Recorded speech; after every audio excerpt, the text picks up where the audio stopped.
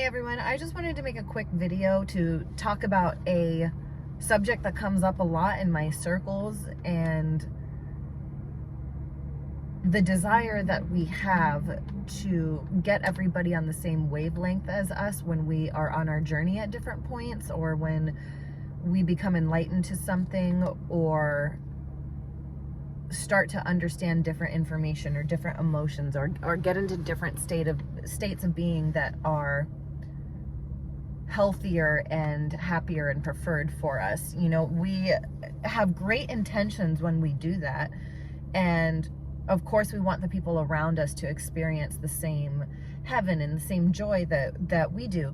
But one thing I think is very important to keep in mind is not to try to wake people up before their time. Not only is it somewhat of a futile effort when you do this, but you're actually going to push them out of the vortex more, and I'm going to explain exactly how that happens. This relates a lot to the pain body and people's ability to take action. So when somebody who is not on the same wavelength as you is unaware of their pain, there's usually a reason that they're still unaware of it. You know, I wrestled with this within myself for so long, and then just people around me, because I am deeply empathic. A lot of us actually are. That's just what connection is. But I am deeply empathic, and especially through touch, I can feel people's pain, their joy, etc., all of their emotions. So it hurts me a little bit. I've gotten better with energetic boundaries, but it used to hurt me so much when I was around people where I could feel their pain body and knew exactly what unaware paradigms led to that. And, you know, not that I would try to force my ideology, but I would just yearn so badly to have them be in the vortex with me, or I would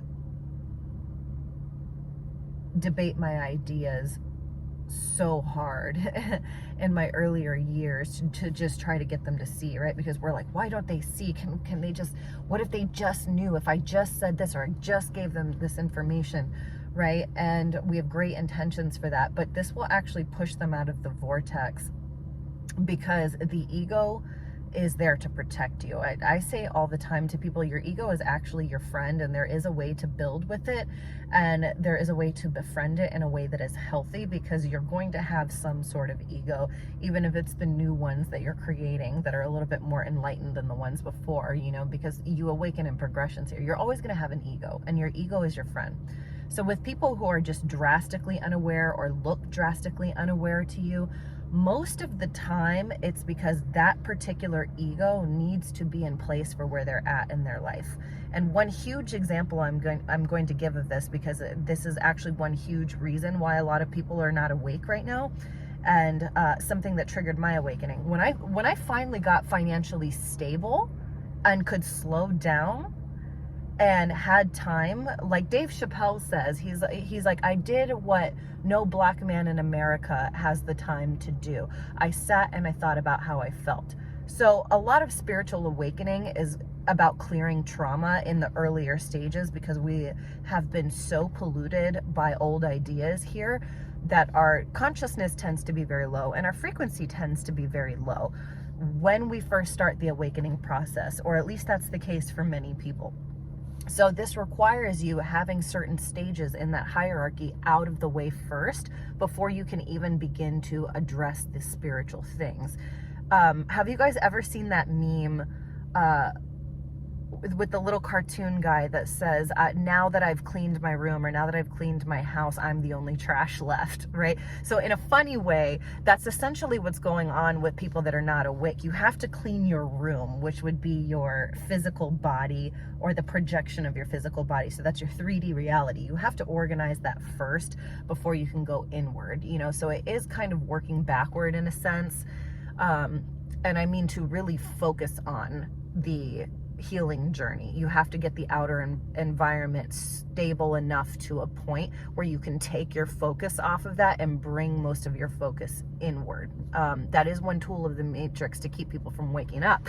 So if they're not awake, it's usually because not only the internal, but because of the internal, the projection outward, or the reality they're experiencing is usually so chaotic and so unstable that they have to apply all of their energy to leveling that out first. This would essentially be the physiological needs and the floor in Maslow's hierarchy, or your root chakra in yogic spirituality. You have to be able to, a lot of the time at least,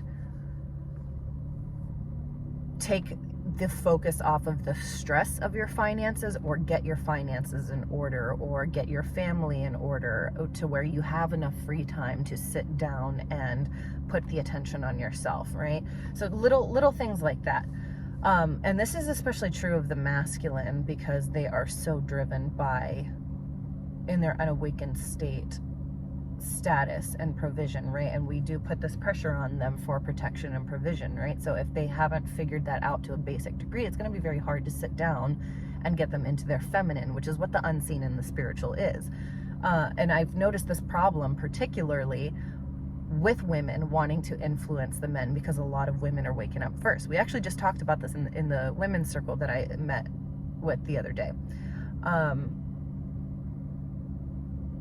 Most of the time when this is happening, especially with men, but just in general, when this is happening, what is going on is there is no time, there is no spiritual currency that can be applied to the internal journey, because the outer body or the outer experience is in so much chaos that all of the focus has to go towards it, which means that person is in such an extremely low frequency, even if they appear to have it together, to where that pain body is excruciatingly painful if they were aware of it. So another really common analogy I like to use is when people go onto the operating table to have something removed from their body that is dangerous,